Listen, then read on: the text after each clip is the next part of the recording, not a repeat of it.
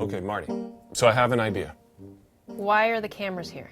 I'm going to do a documentary on EverQuest, like sort of like the 10 years of EverQuest. You don't know crap about documentaries. Picture this. 10 years of EverQuest, Jace Hall show style. Pow! At least let me tell you how I'd start it, okay? I would start like this. Welcome. For the next hour, it will be my privilege to share with you the amazing 10-year history of the game EverQuest.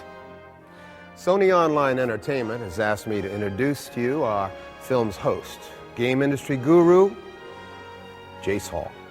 Jace Hall, sit.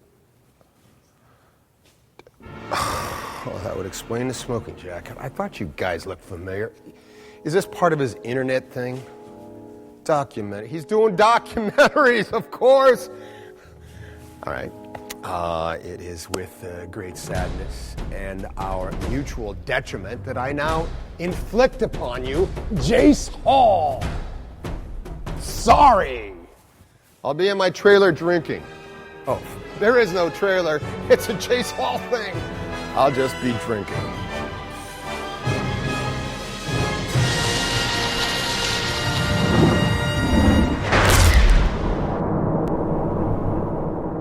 My name is Jason Hall, and I'm here at Sony Entertainment, the creators of numerous hit games over the years. I'm not here to talk about all their games. I'm here to talk about just one of them, EverQuest. It's a game made more than 10 years ago that changed game history forever. It also changed people's lives, and I want to go in here and actually meet some of the people in the culture that created it. Let's go check it out.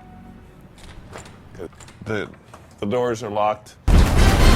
Stop. This is not that 5-minute show. This is EverQuest. This is epic. This is EQ. This is going huge. We're going deep. We're going to investigate. Whoa, hey. We're shooting. I'm here to see John Smedley. We can't have no cameras here? No. It's cool. No, seriously. I'm a colleague. I made video games. I ran Warner Brothers Interactive. I ran Monolith, the game Fear and Shogo. I did Shogo. Not on my list. Okay, I was just testing. Yes, we can, brother. Yes, we can. No, we cannot. No, you have a seat? I will call and find out where you're supposed to be at. Okay. I'm gonna tell you again. I was just checking. All right, fine. The 1990s, basically ancient history now. You had dial-up modems, you had pagers, you had shoddy internet connectivity for games. It essentially sucked. If you were a role-playing fan, the only way you were going to have a good time is if you called up all your buddies and you got in a room and you played a tabletop game together. Or if you were really adventurous, you'd log into your computer and play a text-based MUD. Well, necessity is the mother of all invention, and it is during this dark period that a guy, simply known as Smed, had an idea that would change the landscape of gaming forever. Sit down. Yeah, Jason's just trying to get up there. See what I mean about Jace Hall? But you still want me to read the EverQuest facts? Okay. EverQuest fact number 1. EverQuest launched March 16th, 1999 with a level cap of 50. And again, I apologize about Jace Hall. Is it John Smedley, Captain Smedley, Mr. Smedley, John? Smed is fine. Smed is what you prefer. Smed, that's what everybody knows me when I say. Perfect. I was a absolute huge fan of the Ultima series. I started gaming with Ultima 1. Probably the single biggest influence for me was Dungeons and Dragons. I played on the weekends with my friends. So we'd see you walking with your monster manual and all that stuff? That would be me. I was definitely one of those kids in high school, and proud of it. It was a lot of fun. So when did it happen? EverQuest was kind of, the idea of it came to me in late 1995. I got hooked on online gaming probably in 1993 timeframe. My wife and I, we were doing bills together, and she said, "What's this bill? $600 for an online game?" And it was a $600 bill from this game called Cyber Strike. Basically a mech fighting game. First time I'd ever been exposed to online gaming, and I played it heavily. And From that point on, I was just addicted to online games. I knew that I wanted to make one. We are here with Russell Shanks. Hello. Your position here at the company could be summarized as? Well, the official title is COO, but what that really means is I've just been around here a really long time. The story goes back quite a ways. I was working at Sony Interactive way back in the day, kind of the early to mid-90s. And I was working for a fella by the name of John Smedley. And one day John comes in the office and he's telling me about these crazy online games that he's playing, Cyberstrike in particular, and how he really wants to do sort of a massively multiplayer game. I'm not a sports person, but I worked in a studio that was primarily doing sports. The hockey game and the baseball game were kind of what paid the bills, and we had to do those because it was really important to the company. And I approached my boss at that time with the idea of doing an online game, and this was 1995. There was no precedent for it, so at the time he turned me down. A few months later, a new boss came in, Kelly Flock, who came in to run Sony Interactive Studios America. When he took over, I represented EverQuest to him. So Kelly said yes. Was it a big fight with Kelly, or did he immediately kind of get it? Not at all. He wasn't sure exactly what it was, but he knew that I was passionate about it, and he said, you know what? I'll take a bet on this.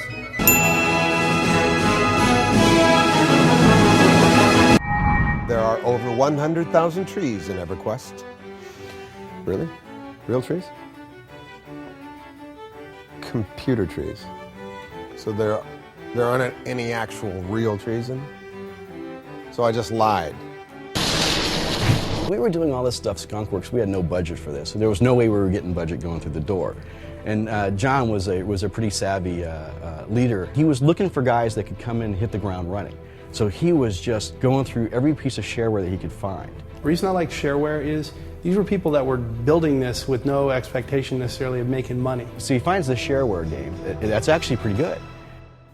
Try to focus here. Brad McQuaid, the legend.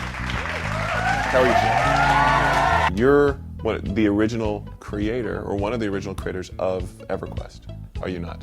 I was one of the two original designers on the team. You know, the internet was very new at the time. We had a little side business, and we had put together a demo called War Wizard 2.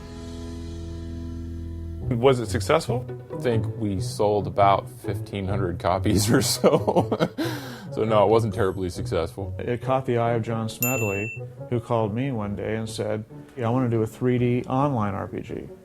And I just that blew me away. Smed contacted Brad and said, hey, do you guys want to come work for us? And we were like, so you want to pay us to make video games? Oh, heck yeah. Well, Steve and I quit that Monday and began to work on it. Began to work on the initial design, the world, working with the engine.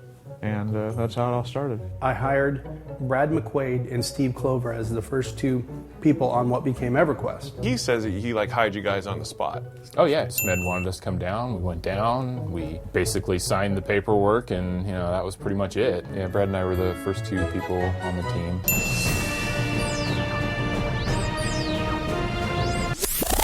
You have Smed. Mm-hmm. You have him show up, and he brings these two guys in, Steve and Brad. Yep. Now, these guys worked at a nursery. That's right. They were doing accounting software, some spreadsheets. That's what they say. So John went out and met them. He knew instantly that these guys had the passion, that they were working at the nursery essentially to make ends meet, but they wanted to do game. This is a sort of a side note, but the business that you were working in before, where you were programming, what was that business? It's a wholesale nursery called Flynn Rainbow Nursery. Okay, an IT department at a nursery. Now, I'm assuming this is a plant nursery? Yeah. The plants need a lot of... Well, there's inventory systems, keeping track of how many plants you have, and it was fairly complex because we also had to keep track of how old the plant was, how young, so they know when to ship it. It wasn't rocket science, but it was somewhat complicated. You and Brad changed the entire scope of online gaming forever. That's pretty much what it comes down to. And we owe this to your free time at a nursery. Yeah, pretty much.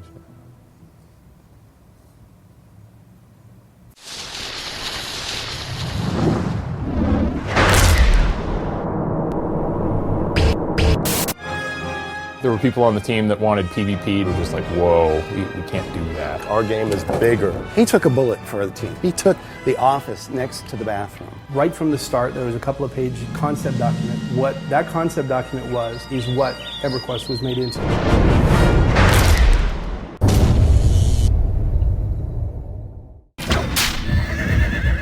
That's awesome.